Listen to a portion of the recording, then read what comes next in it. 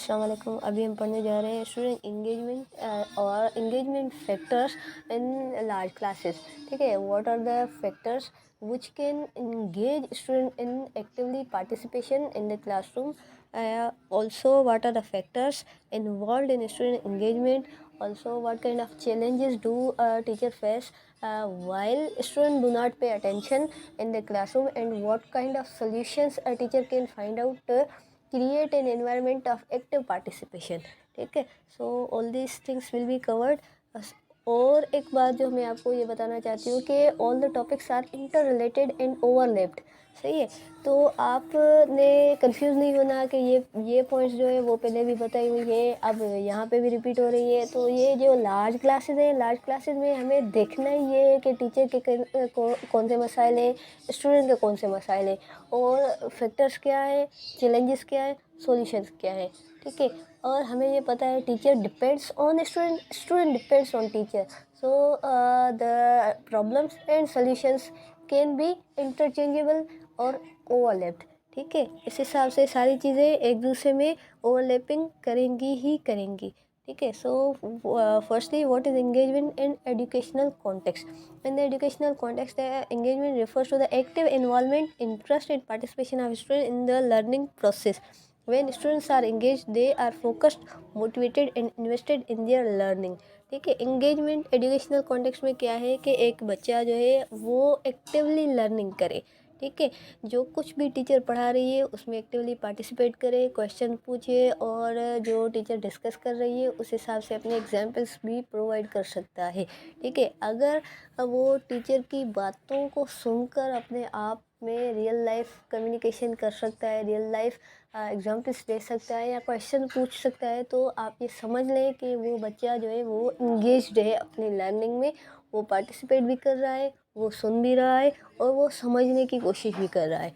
ठीक है, so factors involve in student engagement, there are several factors that can influence student engagement. Like हम कैसे student का जो है ध्यान ले सकते हैं और कैसे हम स्टूडेंट को एंगेज रख सकते हैं कि वो लर्निंग ही करे, वो बोर ना हो जाए, वो लाइक बैक बेंचर्स एक दूसरे के साथ गेम ना खेलें और जैसे मस्तियाँ या हरकतें करते हैं। ठीक है, फर्स्टली जो कुछ भी कंटेंट हो हमारा, we being a teacher we must present it like relevance.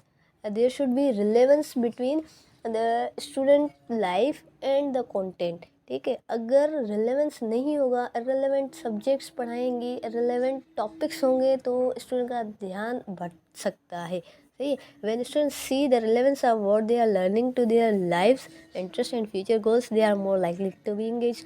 सही है, अब रिलेवेंस का क्या कोई एग्जांपल है। अब लाइक टेक्नोलॉजी की दौर में अगर टीचर टेक्नोलॉजी ही ना समझ पाए, उसको ना यूज़ कर पाए, और जो कोई भी टॉपिक हो उनको अपने हिसाब से ट्रेडिशनल मेथड में ही पढ़ाए, तो एक रिलेवेंस की कमी हो जाएगी और स्टूडेंट हंस पड़ेगा टीचर पे, इसको आ ही नहीं रहा है, खुद को नहीं आ रहा, मुझे क्या पढ़ाएगी। ठीक है, so there should be a relevance between student life and topic.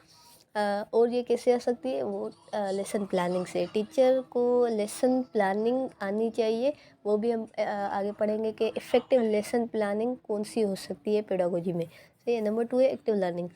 Active learning कैसे होगी, providing opportunities for student to actively participate in their learning through discussions, group work, hands on activities and projects can enhance engagement. ठीक है, active learning कैसे करा सकते हैं हम बच्चे को, जैसे हम हर एक बच्चे को मौका दें। ठीक है, ऐसे नहीं है कि जो फ्रंट वाले हैं उनको मौका मिल रहा है और लास्ट वाले हैं उनको मौका नहीं मिल रहा। सबको चूज़ कर करके टीचर बुलाएगी अब उसके नाम से, तो बच्चे को एनी हाउ पार्टिसिपेट करना पड़ेगा। ठीक है, मोस्टली ऐसा होता है कि कुछ बच्चे ऐसे होते हैं जैसे टीचर जो हमें नहीं पुकारेगी तो हम नहीं जाएंगे, ऐसे हम खुद को कभी नहीं जाएंगे, हमें आता है तभी हम नहीं जाएंगे क्योंकि टीचर हमें नहीं बुला रही। सही है, तो teacher must indicate each and every student. Number 3 है क्लियर एक्सपेक्टेशंस एंड गोल्स। ठीक है, टीचर जो है वो शुरू में ही एक्सपेक्टेशंस बता दे कि लाइक जो टीटीपी है या आउटलाइन है कोर्स की, वो समझाए बच्चे को कि ये हम पढ़ने जा रहे हैं और इनके ये इम्पेक्ट तुम्हारी लाइफ पे पड़ेंगे, so you should set your goal. ठीक है, when student have a clear understanding of what is expected of them and what they are working towards, they are more likely to be engaged। सही है। Number 4 है positive classroom environment. A supportive and inclusive classroom environment can foster engagement. Encouraging respect, collaboration, and open communication among students can create a safe space where students feel comfortable participating and sharing their ideas। ठीक है, एक ऐसा classroom होना चाहिए जिसमें unity हो, जिसमें leadership हो और जिसमें एक बच्चे को इतना हेजिटेट ना किया जाए, उसको इन्फीरियर ना समझाया जाए। सही है। अगर वो इन्फीरियर समझेगा तो उनकी जो लर्निंग है वो नहीं हो पाएगी, इसलिए classroom should be positive. Number 5 है varied instructional strategies. Using a variety of instructional strategies such as multimedia technology and son activities interactive discussion can cater to different learning styles and keep student engage. ठीक है, जो varied instructional strategies को हम simply बोल सकते हैं कि teacher should use multiple teaching methodologies. ठीक है, बस एक ही नहीं, ग्रामर ट्रांसलेशन वाली नहीं, कभी डायरेक्ट कम्युनिकेशन करे, कभी सजेस्टोपीडिया को भी अप्लाई करे और कभी जो साइलेंट मेथड है उसको भी यूज़ करके देखे। जो बच्चे नहीं पढ़ते वो खुद ही इन स्ट्रेटजीज से, टीचिंग मेथडोलॉजीज से अटेंशन में आ जाएंगे। सही है। नंबर 6 है फीडबैक एंड रिकॉग्नाइजेशन। अगर बच्चे का आपने पार्टिसिपेशन करवाना है तो उनको फीडबैक देना लाजमी है। Providing timely and constructive feedback to students helps them understand their progress and areas for improvement. Recognizing and celebrating their achievements, both big and small, can also boost engagement and motivation। अगर बच्चा सही कर रहा है तो उसको boost करें, अगर सही नहीं कर रहा तो उसको समझाएं कि ये चीज़ अगर इस तरीके से नहीं हो रही तो अपना तरीका चेंज करो। ठीक है, नेक्स्ट जो टॉपिक है वो है कि challenges teacher face when student do not pay attention. अगर टीचर को समझ आ रहा है कि जो मेरी टीचिंग मेथडोलॉजीज है वो स्टूडेंट को समझ नहीं आ रही, मोस्टली मैथमेटिक्स और केमिस्ट्री के सब्जेक्ट्स में ऐसा होता है, तो टीचर को क्या करना चाहिए। When student don't pay attention in the classroom it can present several challenges for teachers। Here are a few common ones। Number 1, disruption of learning environment। When students are not paying attention it can disturb the flow of lesson and distract other students who are trying to learn। ठीक है, learning का अगर student को शौक़ नहीं है तो teacher शौक़ पैदा करे, अगर टीचर नहीं कर पा रही तो उसमें पूरा का पूरा जो लर्निंग एनवायरनमेंट है वो डिस्टर्ब हो जाता है। कभी कभी ऐसा होता है कि हम बच्चे से पूछते हैं कि have you attended any class by choice और बाय चांस। तो एक या दो बच्चा ऐसा भी होता है जो कहता है कि ये मेरी चॉइस थी, कि हमने ये इस यूनिवर्सिटी में एडमिशन ली, हमारी चॉइस थी।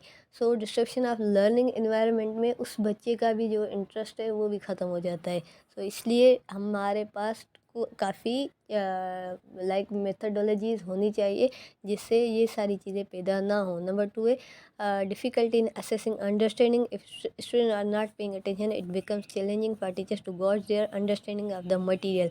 ठीक है, बच्चे को अगर बात समझ नहीं आ रही तो टीचर को ये भी समझना चाहिए कि जो मटेरियल मैं प्रोवाइड करती हूँ क्या वो मटेरियल मैच भी कर रहा है स्टूडेंट से।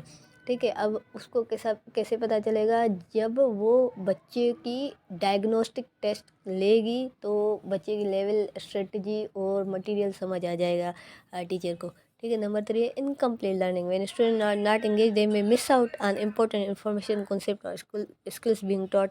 नंबर 4 है लिमिटेड पार्टिसिपेशन एंड इंटरेक्शन। जैसे अगर बच्चा पार्टिसिपेट ही नहीं करेगा तो वो क्या सीखेगा। ठीक है, participation is a sign of active engagement. Number 5 है impact on classroom dynamics. When some student consistently don't pay attention it can create a negative dynamic in the classroom. ठीक है, इसका असर टीचर पे भी पड़ता है और स्टूडेंट्स पे भी पड़ता है। इसका सोल्यूशन कौन सा हो सकता है। To get the full attention of student in the classroom teachers can try implementing the following solution. First, make the content relevant and interesting. ठीक है, नंबर 2 है use interactive teaching methods, methodologies अपनी change कर सकती है। Number 3 very instructional strategies, जिस हिसाब से वो इंस्ट्रक्ट कर रही है, बच्चे को समझा रही है कि ये चीज़ें ऐसे नहीं हो रही, तो लाइक फुल ऑटोनोमस नहीं होना, उनको जो जज्बाती नहीं होना, एंगर उनको नहीं, भड़ास नहीं निकालनी, ठीक है। तो टीचर को एक काम डाउन और स्माइली फेस होना चाहिए, सही है। नंबर 5 है set clear expectations, teacher expectation बता दे स्टूडेंट को, ये पढ़ोगे तो ये यहाँ पे पहुँच जाओगे। नंबर 5 है प्रोवाइड रेगुलर फीडबैक, फीडबैक से भी आसानी हो जाती है, हेल्प हो जाती है। Foster positive classroom culture, like अगर किसी बच्चे को समझ नहीं आ रहा तो क्वेश्चन करता है, क्वेश्चन करने से अगर आगे वाले बच्चे हंस रहे हैं तो उनको मना करना चाहिए। नंबर 7 जो है वो है यूज़ टेक्नोलॉजी इफ़ेक्टिवली।